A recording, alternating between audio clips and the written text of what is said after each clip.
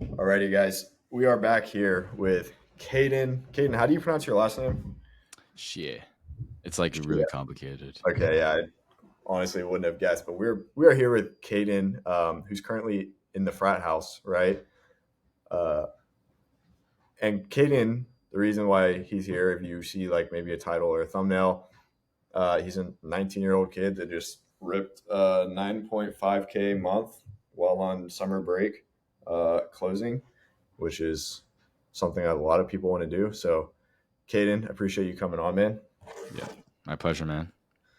Um, just got back from Australia. You were taking part-time closing calls. What was that like? I would say it's like different because usually I'm used to having my setup and everything, my computer, the ring light, all that stuff. But it was okay. It was definitely like harder to just set up that part. But I think just because like, even with the time difference being like 14 hours ahead, as long as I had calls booked and I was up in the morning, I was taking calls at night. And also I had mornings open, but mainly at night because it was like, I remember my 8 p.m. was 14 hours behind. So that was like someone's 6 a.m. So I had like 9, 10, 11, 12 p.m. calls. And they were okay. It was pretty much the same thing because like the only difference is you just don't have your setup. You're still on the Zoom call, still have a good Wi-Fi connection, and you're just having the Zoom call. So it was okay. A few piffs here and there. So it was Yeah, pretty cool. I was on the boat one time actually, and the guy just he closed on the spot. So it was pretty sick. And we saw nice. some whales right after. So it was a pretty good day. You took your laptop on the boat?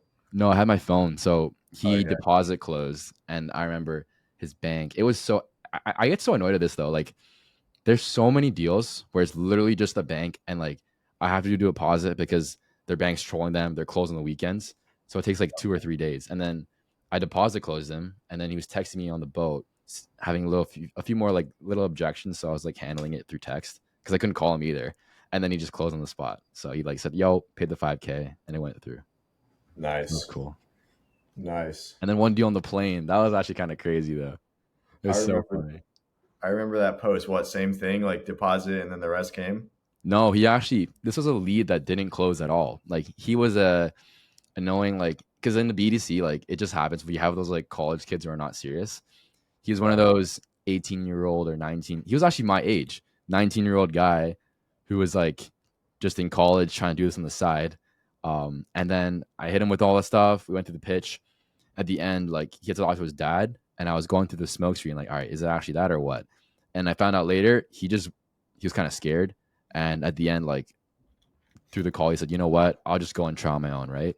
And then he enrolls in our program. That's like the downsell. So I saw him in there and I was like, oh, I know damn well he still wants to do this, right? So I just followed up with him for literally like a month and a half. And then on the plane, I said, it had testimonials from like the month before that, which is when we had our call. So I just sent him like photos of our like wins. And I said, yo, these guys made this money and they had a call before you and I basically. And that's like the biggest like fuck you in the face. So then he was like, yo, Yeah. I'll just sign up right now and everything. It was crazy. It Dude, just goes that to I show mean, the follow up game's crazy. Just that's gotta a like, good thing about like good offers that are, they have to be a little bit unique or else like they're gonna go try to find it somewhere else. But that's always nice when you get those follow-up closes. Um, yeah. dude, I'm trying to think back to when you first joined the community and about when that was. And you were coming from running an agency, weren't you? Yeah. I remember I was month 2 into sales when I came in here. And I just ran my agency. Yeah. Yeah. And you just shut the agency down? Pretty much, yeah. I just didn't like it. I just can't do fulfillment. I don't know. Not for me. Yeah, fulfillment sucks. What Yeah. is I mean, did you find that in the agency you liked the sales part more, or were you just like, I think I should try this next? Yeah. So I like the sales part more because like, yeah, it was pretty much the sales part because I didn't like the overhead of a cold email, setting the appointment, and then working the acquisition and just getting leads because that was already an issue. Like I'm sure you know that, right? And then the fulfillment sucked. Like I was getting paid 2K a month for a retainer, and I was working pretty much. I was really doing like a full time job for literally just one client at some point, and I was Mhm. getting paid 2K a month, which isn't horrible. But I was thinking I could literally do that with 4 calls in the span of 2 hours. Like if I just piff all of them, right? Now, obviously, it's like easier said than done, but to me, that concept, because I saw like I think it was Luke Alexander's video, and he was just saying that. So to me, that concept was always in my head, and then I saw an influencer who like posted a job for being a closer, and I just applied straight away, and then got the job and just left my agency pretty much. Yeah. Yeah, there's a few guys that did that, and it's usually a little bit easier to break in because these business owners know that you know how to sell this kind of thing already, like a high ticket remote kind of thing. Yeah, Um, what prompted you originally? Because I think you joined in the older version of the community when we were on Slack. Did you yeah, I or did. okay? So yeah, that was a while. That was over a year ago. What prompted you to hop in there? Was it pretty like was it the jobs and that kind of stuff, or something else? Yeah, so I remember I heard about it through Ethan Chang. Actually, we actually closed together on the same offer now, which is crazy. But Okay, yeah, little nice. little 360 moment there. But he told me about this, and I remember what prompted me to join was because I already got like two mentors. I got into a sales training program, so I'd invested, and I was like, yeah, I'm good. But then he said it was like he said, yo, just why not? Just go into it and then just try and find oh, I think the main thing I remember now, it was because apparently you posted a lot of jobs and that was what I wanted. Because back then I wasn't self-aware enough to realize I sucked at closing. I thought I was so good, like compared to what I actually was. So then I was like, yo, I just need a good job now. I'm gonna crush it, which was the farthest thing from reality. But I joined it for that. And when I came in, it was a humbling moment because I realized, oh shit, there's levels to this shit. Like even Yeah, 10K a month or 5, 7K a month as a closer is nothing. Like it just means you're not good or you're not on a good offer, right? So yeah, then it was eye opening, and then from there I just stayed in because I realized there was so much more to learn too, especially yeah. with the videos you put out in the school community. Like when it first came out, that was pretty good. I appreciate it. Yeah, I'm trying to rebuild that too right now. I remember, dude, we reviewed like two or three of your calls, and I appreciate you. You kind of volunteered because I was like, I need material for like this new course, like who wants their calls reviewed, and I think we reviewed like three of your calls, Yeah, um, which was cool. And it was cool because like I saw the progression. Like you would we'd review one, you go and implement, we'd review another one, and then like I would see, and then obviously like you're better now than you were way back then, just through like reps, iterations, all that. yeah. Um, dude, I didn't know you were on that offer though. So you're with Mr. Benny Big Bags. Oh no, actually, Ethan Oh, closes for another offer. I got him into this offer. okay, We both closed for Tyson Smith now. okay, Yeah, got it, got it. not wholesale real estate. Yeah, man. So we were talking about this a little bit before. So you're selling wholesale real estate, which is like it is real estate offers are known to have potential. Like you're selling to people that have money, ideally, and it's something where like you don't really go to college to learn real estate. Like where do you go? You learn from someone that's done it, right? So it's a Mhm. really good one. But before, some of the calls we were reviewing were like a dating offer, or maybe you sold on some other offers too. Like, can you kind of do a quick compare and contrast on like the real estate offer versus like some of the previous ones? Yeah, so with the real estate offer versus like my dating offer, and I also sold a B2C slash B2B agency offer. The wholesale real estate, the biggest differentiator, I guess, with the dating first, was that like this is something that's like logically for anyone. You never run into the objection of I don't believe in investing in a mentor for it. That's the biggest thing I've noticed because like and that's also why I don't sell dating anymore because I don't actually believe in getting an offer for dating. I really feel like you don't even need it. You just got to have some character and then just not be weird, to be honest. But that's another story though, right? But like that was what I'd run into a lot back then. And my 17-year-old was like, my 17-year-old aspect was like, yeah, you're right. You know what? No, you actually do need dating coaching, basically. I believe everyone needed it back then, but now selling wholesale real estate, I'm like, all right, that's a big difference. Like the objection you'd get. And then also like the people I talked to I was talking to a bunch of 50-year-old divorced single dudes back then. So that was interesting. But now it's like normal guys who are like my age or around 25, 28. Youngest is like 28. Like they're Yeah, around that 20s range, just young dudes trying to make some money and then just quit their job or just learn how to wholesale on the side too. And yeah, then the biggest thing as well is that I didn't know back then that quality of offer is a huge thing too. Because like this offer right now, it's genuine quality. Like I sometimes like I have like the I have to like fight temptation to not have shiny object syndrome and just invest in the program because it's that good, right? Like I see it every day, and then I see the wins happen every single month. So I like fully believe in it. Versus my other offers, like they were good, but there was a lot of cracks, and then there was a lot of iffies. I was iffy on a lot of things too. So there was a lot of like, or I don't fully believe in this, which cut the conviction. And then I was just like not pitching the way I was supposed to be. And then like I think in my tonality, it also showed that I didn't have nearly as much conviction, like compared to this offer, basically, if that makes Yeah, sense. that's the best thing you can do, to be honest. Like, just get an offer that it works. Like, get it. I mean, one, if you try to find an offer that you would buy yourself, which, like, if you have genuine interest in real estate and you can get on one of those offers and potentially get the program for free and make money, like helping people do it, that's like Yeah. perfect. But otherwise, just make sure the thing actually works how they say it works, you know? Yeah. That's the biggest thing to me. Cause like I had to leave another job actually because of that. Cause they weren't actually fulfilling the promise. And it just like personal values, I just can't sell what's not being fulfilled. It doesn't feel right, you know? Yeah. Yeah, man. That's where, like, if your product is really good and the messaging in the marketing is really good, like, it's such a difference, man. Like, you're genuinely having a conversation with someone that is interested in like using what you have versus like trying to fleece someone over on like some course or like something like that. Yeah. Uh, so yeah, and you feel better about it, and it's cool too, man. I don't know if you've seen this yet with how long, or I guess you've been on the offer for a little bit, but you see the people that like you close, and then fast forward, and then they're posting their wins, and like it gives you more conviction too, which is Yeah. cool. Exactly.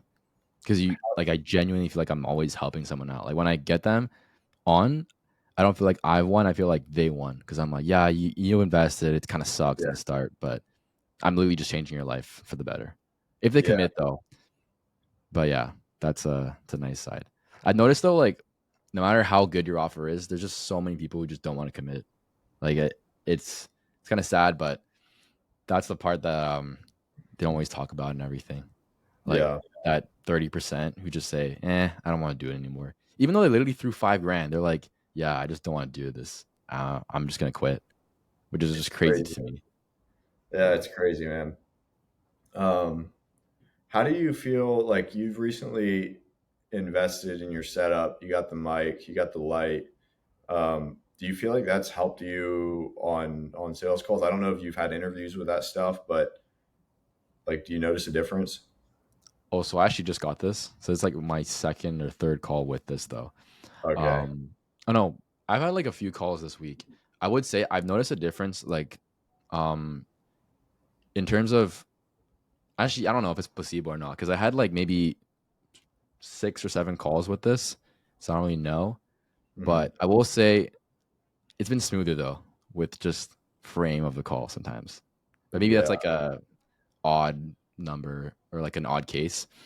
But with the ring light and like changing my setup, because I remember when we had our call, like the call reviews we did, I had nothing. Like it was like a blank wall with natural lighting.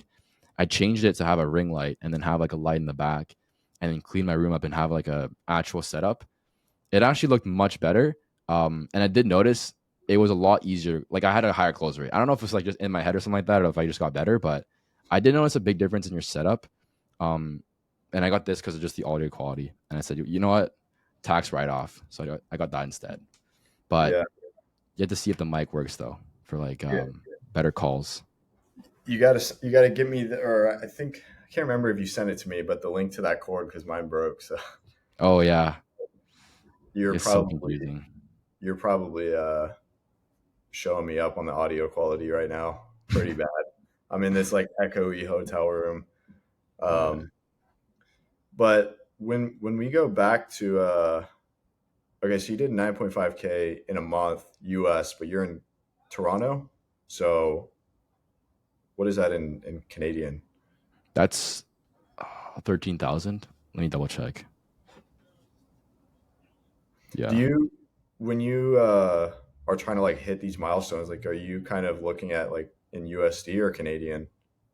I look at it in pretty much US, actually Canadian most of the time.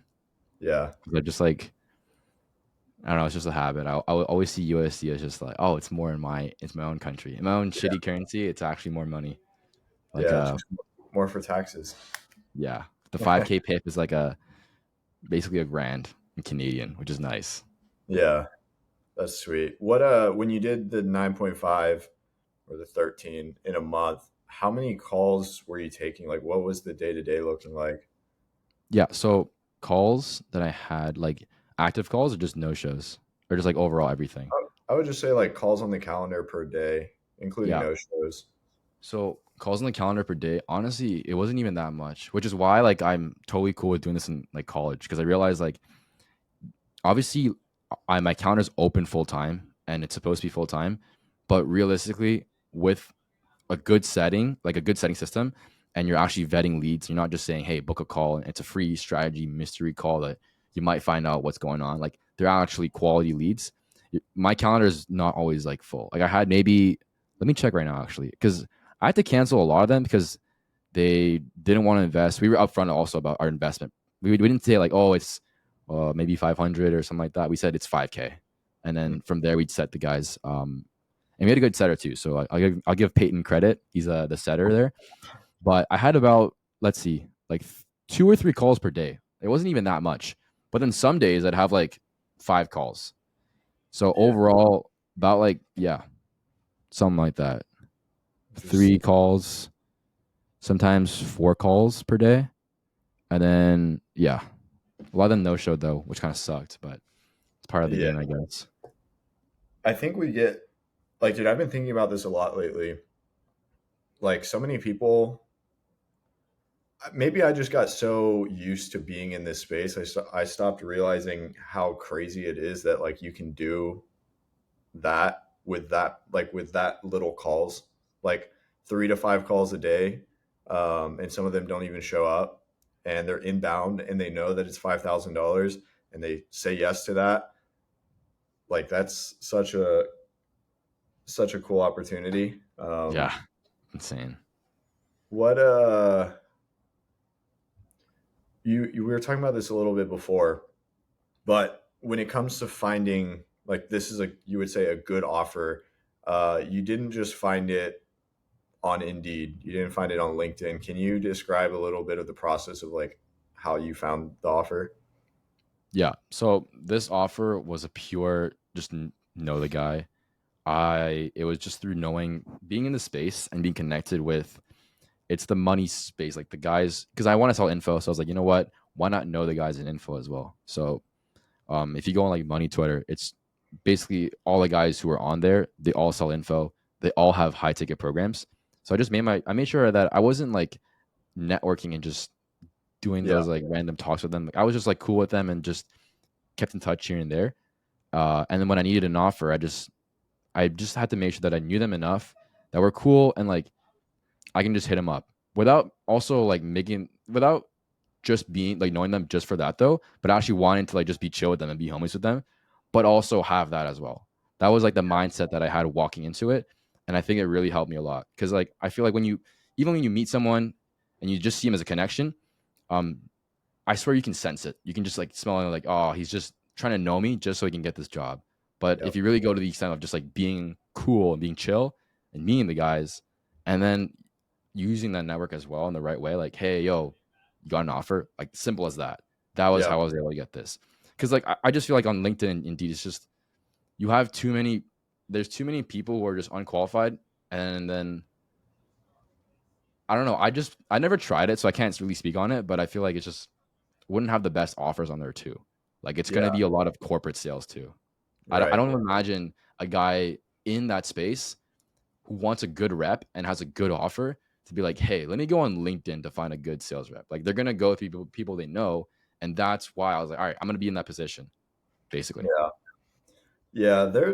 I'm starting to see it more and more of people putting good roles on some of these bigger platforms, but um, that's kind of what I wanted for any of the viewers to understand. It's like what you just described.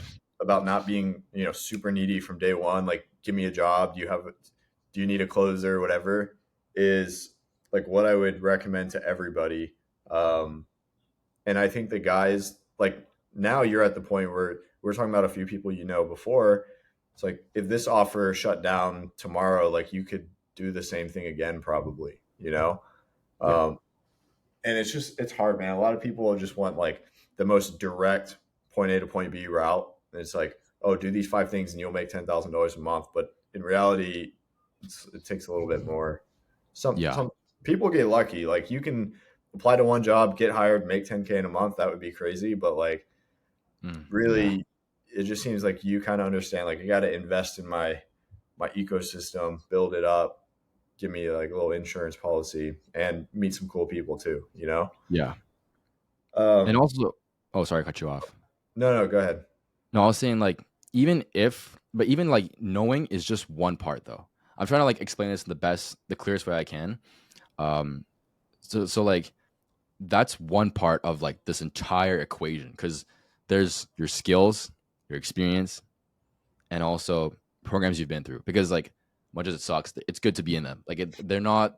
If you only use that and you're just only using like their scripts or whatever, then it's a whole different story. But like I genuinely believe you have to invest in sales programs because a lot of guys they actually want to know if you've been through them because it kind of shows like all right, cool, you've invested in yourself, so you can lead yourself. So then now, all right, cool. There's at least some sort of proof that you can lead yourself. You've done the jump, so you can lead others to make the jump. Because if you don't invest in yourself, how do you expect to lead others basically on the call? So that's Yeah. one thing that I believe in. And then also like your skills and your knowledge. No, and your experience. Because like if I didn't work, like I had a whole year of just falling on my face with bad offers. Like Dylan saw basically like they were 4 or 5K a month offers that you needed like discipline to just stay on and just build the experience and the skills too and the reps to get good enough to go on the other offers. Because if I was on that offer and like let's say I called up Griff and he had the offer available, I would have sucked and gotten fired basically. Like I wouldn't be good enough and I would let him down. And that's worse because like he knows me and now he knows oh Cayden's like shitty closer, Mhm. right? But now I Yeah. came on and now I'm like I'm pretty good. Like I've closed some pretty hard deals and like I've done closes that I would not have been able to do like 5 months ago, right? So there's Yeah. this skill acquisition is also the experience because like with time it also builds on your own resume. Like all right, cool. Like I've been in this offer, I've done this offer, I've done this offer, but then also the reps you get from that, even if they suck. Because like I sold for like really really bad offers that were horrible. The leads were so cold, and like it was the worst conditions ever. But that was I'd rather do that than like blow it on like a really good offer with really warm leads because then I had to work out all right, how am I going to close these cold leads who the marketing was really bad for them, they have basically no awareness of the offer and they have really bad objections and the offer is like not the best itself. Like that really trained me to like handle objections and actually learn how to handle pressure and also how to just sit on the call and not fold and just say all right, it's cool, you can go on your own, right? Like those little things you learn just doing sales over and over so that when I came to the offer and I knew him, I had all the background to like back it up, like the experience, the knowledge, and also like the proof of concept, like I've done this before basically. So now I go Yeah. up on the offer, I'm not nervous, I'm not fumbling. And off the first month I think I sold like because like don't quote me on this because they gave me a vague stats about their offer, but I'm pretty sure they did like 30K the month before that. And then actually, I don't want to leak their shit. Wait, I basically I sold like 2.5 times more than they sold before that. Basically, with 2 reps, I came on alone. They fired both of them. I sold 2.5 times more. I don't want to give numbers because like out of privacy reasons for him, I'm not gonna leak that. But like I sold 2.5 times more coming on because I had the skills and the knowledge and the experience. So even if I knew him, if I sucked, it would be the same equation and I'd be back to square one basically. So there's Yeah. like that as well. Yeah. So that brings up a good point because we, in our sales agency, we run into that now. We're getting a reputation and people are reaching out to us that are pretty like known marketers and influencers, if you'll call them that, whatever. Yeah. Um, and it is a point where it's like, all right, dude, this is a really good opportunity. These guys are high level. Like most of the times, like we just take it and we run with it and we do our best, but it is nerve wracking. It's like, wow, this person's so connected. Like if we mess this up, then we're not going to get anything else from him, right? So how did you know you were ready to to take an offer from a reputable source and put your reputation on the line? Oh, that's a good question. Because I think that one, it was the experience just doing sales. Like I was like, wait, because I remember when I was getting on the offer, I was a little nervous. I'm not gonna lie. Like I was thinking like, if I mess this up, Griffin knows everybody. I'm basically screwed. Like I'm gonna be known as the bad closer. Like it's gonna be so bad. It's gonna be actually like over basically for me. But I was thinking also like the mindset, like I can't walk into that knowing that, but I can't also walk into it being delusional and saying like I'm so good compared to what I am. So what helped me realize I was ready was basically the time I've been in sales, because I've been in sales for like about a year or so, or a year and a half, and then also I mean with some on and off parts, right? Being in first year of uni, and also like selling for my agency, so I had like a lot of time in it, and then also the offers I was on before that, because I was vetting this offer really well. I knew that those offers were not nearly as good as this offer. So I was like, wait, if I can sell and be like one of the top sales reps on both those offers, on a bad offer where the company culture sucked and the marketing was bad, if I go on this offer and like their company culture is good, their marketing's amazing, like it's these leads are like hot basically, and they're ready and they're warm and they're like nurtured, I can sell this offer so much easier, right? So then there was me having sold on really bad offers and also the time I was in sales, but also the knowledge that I learned. And also, I think the biggest thing was also like I asked for the call recordings of their past closers, and I honestly, without any delusion, like I bluntly compared it to myself, and I thought, okay, can I do a better job than this? And I think seeing that really helped me realize, you know what? Okay, I would have done this differently. I would have done this differently. And like obviously no shade to them, but I saw that and I saw the difference. So I realized, okay, cool. If I just go in here and I just do what I usually do, which is better, I can crush it. And I also asked them like, hey, like what was the problem before when you fired them? And I compared it to like what I am, and I was like, oh, they were just a little lazy and they just didn't follow up and they didn't update calls and everything. So I was like, all right, cool. If I just do that, then they'll love me already. I close more deals, they'll love even more. So that was what I thought. So I think like yeah, the biggest thing was my proof of concept, like my skills and my knowledge, but mainly also seeing why they're past, because like usually I think also in your case, like the big marketers, they're looking for a closer because there's a spot that either has to be filled or they have to fire someone, right? So I asked them like, hey, what went wrong there? What would you want better? And then I just like I sat with myself honestly, and I realized, you know what, I could probably do that. So I went on the Mm. offer and then just did that. Yeah, now you're doing it. Yeah. Hopefully that um, answers your question though. yeah, no, it Yeah. does. Because I think a lot of people, you know, once you get the first, second, third offers, like, um, then you have like the opportunity to go up and to work for the big names and all that. Like, it's nerve wracking, dude. You don't want to blow your shot.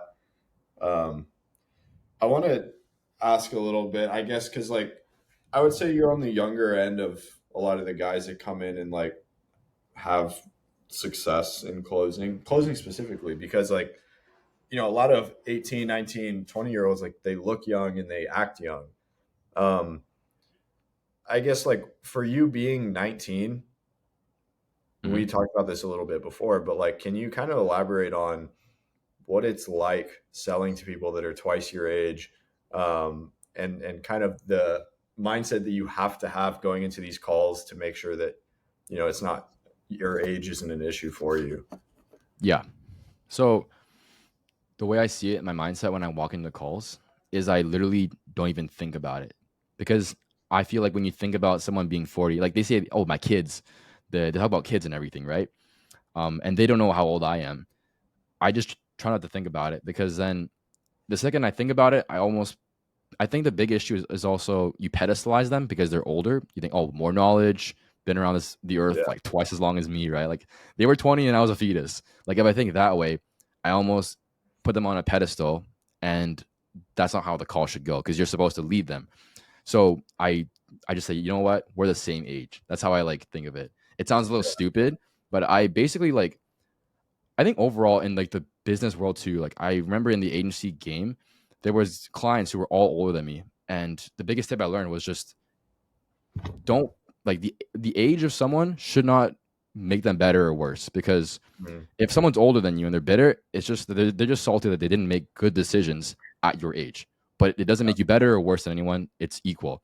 So I basically just like see all of us as equal, no matter the age, and I forget about it, which helps me. And then I yeah, also think, hey, you know what? We're the same age, whatever. You're on the call for a reason. I'm here to talk to you about it. And that's the biggest thing that helps me. Cause like you can be 40, you can be 50 or 60, but you have a problem, right? And that's yeah, solved by me. Well, most likely if you're a good fit for it, right? So he could be like my dad's age, and I'm still gonna close him in the same way and talk to him normally, yeah, because it doesn't change anything in my opinion. That was the mindset shift I had. Like, you still got an issue, you need it fixed, or else I don't know. This cost of inaction is gonna be really bad for you. Oh shit. So what so like that would kind of be rooted in like a bit of a trust objection, right? It's like, oh, you're young, I don't trust you to get me this result. yeah, um but for example, wholesale real estate, I don't, unless you have done this, like you haven't personally wholesaled any properties yet. When nope. people bring that up, like they kind of try to credential check you. I'm just like, this is kind of getting into the weeds of like sales, which I'm just genuinely interested. Like, how do you handle that situation? How do you keep the authority on the call, even if you haven't done this or something like that? Yeah, comes up a lot actually. And I usually just say this. I just say like they always ask like, hey, so have you wholesaled? Or like, so what have you done in wholesaling? And I just say I just say I don't need to, because like I basically, since high school, I've committed to this one skill, and I'm not gonna go back on my promise. I said I'm gonna be really good at sales. I'm gonna make a shit ton of money, and I'm very vague about it. I say I make a lot for my age. Like I'm in a whole different tax bracket, which is true, right? But I don't say how much I actually make, because you can make 20K from wholesaling, which is more than what I make. But there's also pros to this too. And I say like I basically make a shit ton for my age, and I'm good, and I've always been good. And it's true. Like I'm traveling, I'm able to do things that every 19-year-old can't do. So I'm happy with this. So I just say like, yeah, I'm basically able to do cool shit. Like I was in Portugal last month, and then I was in Montreal with my girlfriend for a whole week, right? And then now I was in Australia. So I'm able to do these cool things and make enough. So I just do that.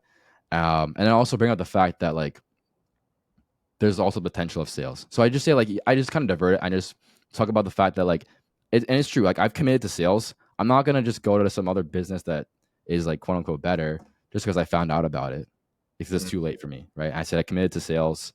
I make good money from it. I don't need to. And I always say like usually I just say this like I don't need to, and I'm pretty much at the spot that I would be in like with sales if I did wholesaling back then. But if I knew about it back then, I would have done it. But you know, Yeah, my 17-year-old me in high school just said, let's do sales instead. And they're like, yeah, yeah, fair enough. Because I've never gotten any pushback on it. I think the biggest thing though was just being confident in it. Because like yeah, I don't get nervous when they ask that. Like, so have you hosted? Like, I'm like, because then they feel less trust in me. And I really think that like saying you're a success coach and being vague about it, it also builds less trust, because then they think like, all right, he's not telling the truth, and they can read it. So I'm just like fully blunt, like, yo, I don't do it because I don't need to, right? Like, I mean, it's true that yeah. you can make 80K and 90K a month in sales if you're in the right program, right? You're in the right offer, you're in the right opportunity. Like, that's the goal for me too, at some Mhm. point. So it's true. Like, what all I'm saying is true. So I'm really confident in it. And then they move on from there. Like, okay, fair enough. And then we go on and they close. Yeah, you just keep it short, have confidence. Because they're kind of like they actually, someone said this before. They actually don't care why you have or haven't done it. They're just kind of like looking for something to like grab onto that tells them not to do it, right? Like they're that's just Yeah, how the human brain works, right? Like they're kind of poking around to see what they can find and convince themselves not to spend a lot of money. But exactly. you mentioned a good point, and this is probably a good place to kind of get towards wrapping it up. But yeah, dude. So you're 19. You said this whole like past year getting into it, you were 18. You were like making 4 or 5K, like kind of bouncing around trying to find that offer. But even at 18, making 4 to 5K, it's probably like top 5%. Mhm. Being 19 and hitting a 9.5K month is probably top 1%. What is it like, especially being in a frat house? Like your boys are probably like, "Yo, Cayden's the guy with money." I don't know what it's like, but yeah, what is that like? Just like not having to really worry about money at that age. It's nice. I would say like I can focus on the things that you can't really do. Like I think the what it's like is like I still live because I do like being young, being in uni, being stupid or whatever. So I still enjoy that part. And like people who are in my uni, like they don't even know about this stuff until if I actually tell them about it or they see my TikToks that I started making recently. I'm just a normal kid because I always believe like it doesn't change who I am. It's kind of that's a myth in my opinion. Yeah, But the little things that like a student has to worry about, I don't really have to worry about it, which is nice. Like if I want to yeah, go to a nice dinner, I can do it. Or if I want to spend that money on this one thing that's like cool, like a fun experience. Like I was in yeah, Portugal, and usually you don't spend what was it like 150 euros on a surf instructor for like a day or an hour or so. But I was like, yeah, it's fine because to me, it's the I'm it I've seen it happen. I'm like, wait, that's like one piff, or like that's like way more. Like, a piff is like 4 lessons of this, right? Or little things that you have to save money on, like groceries. I can just get pretty much whatever I want. So it's nice because I have so much more leeway and I can afford to just spend money on things that are like that just waste time. For yeah, example, there's softwares like these school softwares. My friends are like, "Oh, it's $20 a month. I can't get that." But to me, I'm like an instant click. Like, give me that. Or if yeah, it's like it literally could be like I just need. I remember I had an exam last year, and I was buying the software on a monthly plan just for a quick little exam. It was like a $60 purchase. I was like, I'll just tap it because I need it right now.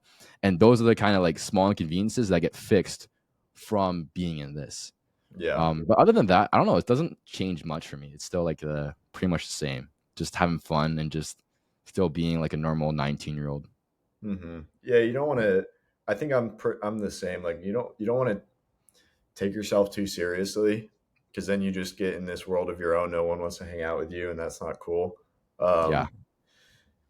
Um, you okay? The last thing I wanted to ask you is, you're still in college. I don't know what you're studying, but obviously you know that sales can make you a lot of money and it can be a career. Like, what are you studying, and what's the post college plan? Yeah. So I am studying commerce, so just business. Post college, the plan is it sounds a little weird and like counterintuitive to what I'm doing, but I can explain why. But I want to do law school after this, which sounds like, huh? Because like I'm doing sales and I'm making a lot. I think I'm making more than like a lawyer makes in Canada. But I'm literally just going there. It's like a long story, but long story short, like I just I just like learning and I'm like to me, I can always make the money and I can do this part time all the time on the side of any school. I believe in that, but I can never just learn law like that because to me, law is just cool and the connections you make there in the like beyond like the info space slash agency space of business. Like I genuinely feel like in law, the connections you make are like those big guys who Mm-hmm. are stupid rich, like those kind of dudes you'd meet. It's really hard to meet them in my opinion in other places than like you're just in one school, you're in the same classes together. If I can help a guy out there or if I can just like meet him there, to me those connections could go way more long term because I'm trying to think like super long term because I do want to start a business, right? But like a beyond like the info space for me or Yeah. like the agency space So you want to go to law school for the plot to and the learn. connections. Do you want to practice law after, or just like you just want to learn and get connected and go run a business?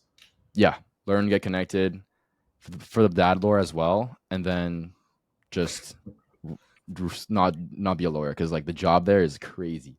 I'm not Yeah, trying to work 12 hours a day. That's so messed up. that's Like, I so mean, I don't mind 12 hours a day, but for the right thing, that's the thing to yeah, me. So that's crazy, dude. yeah, I don't know if I ever heard someone say they just want to go to law school just to learn and like not to be a lawyer after, because that shit's hard. So yeah. that's cool though. Because Um, like school wise, I do have. I'm pretty lucky. I am like I do find school easier. Like I basically did maybe like an hour of work per week in uni my first year. I got dean's list for everything. So like obviously this is first year undergrad. It could be so different, but I've always found like all right, school isn't too bad. So like I should be able to manage it and not die and just go crazy with it, and still do sales, which is the goal. And then come out, hopefully have enough cash flow to just go into that business or do sales for another year, like full time, full time. and then go into that business, like a high barrier to entry one. So that's like Yeah. kind of like the goal and everything. Even joining this frat, it was just for the dad lore, to be honest. Because I was like, hey, it'd be cool to tell my kids I was in a frat. And I'm actually Yeah. frat president now. So I can tell them I was a frat president running these calls and doing all that stuff. So you can't make time to do the dishes. Tell my like little 7-year-old kid. And then like, yeah, exactly. Your dad did all that stuff at 19 years old in college. And you can't spend time to like do your homework for an hour. That's crazy, you know? You're gonna have to show him this video. Like I made 9.5K in a month in the frat house. Like you need to Yeah. go mow the yard. Like You're it'll be not like busy. It's priority. That's yeah, it. be like 10 years old. Mhm. Um, well, shoot, man, that's awesome. I thought I had remembered you being the frat president too, which even adds to the whole story. But that's cool. Um, I know we're running over quite a bit, so we'll wrap it up here. But I appreciate you sharing insight, in both the community and just in general, your experience in this space. I think a lot of people are going to relate to you just based on age or the fact that they're in university, or um, maybe the Canadians will relate. I don't know. Uh, but yeah, man, I appreciate you coming on. It's been good. Yeah, thanks for having me, man. It was nice. I watched these Also, interviews back then last year, and I was like, shit, I gotta be on there at some point. So it's cool to be yeah, here now. yeah, that's how you know, man. It's funny too because I have guys that join the community and they're like, I want to be on one of those, and then we film it and it's like a full circle Yeah. moment. Where can people connect with you if they want to? Yeah. Just pretty much my Instagram. So it's do you want me to like say it or do I just like I guess give it to you Uh, and you like link it? I can link it below. Yeah, just my IG, pretty much. Cool. All I right, usually man. check DMs the most. But yeah. Cool. Thanks Yeah, for don't having me, man. It was don't do a cool. weak ass cold DM approach asking for a job. You better make a real connection. um, but yeah, dude. No, it's good. And hopefully we hit some solid months while you're in full time school. Oh Maybe yeah, that's the goal, man. yeah. Pumping up webinars with cold traffics and the webinars are crazy. Like it was like 50 calls booked. So it's actually gonna look much better now in college, which is sick. Nice. All right, man. So I'm Well, I hyped for it. appreciate you recording this one. We'll talk soon. Yeah, talk soon. Take it easy, Dylan.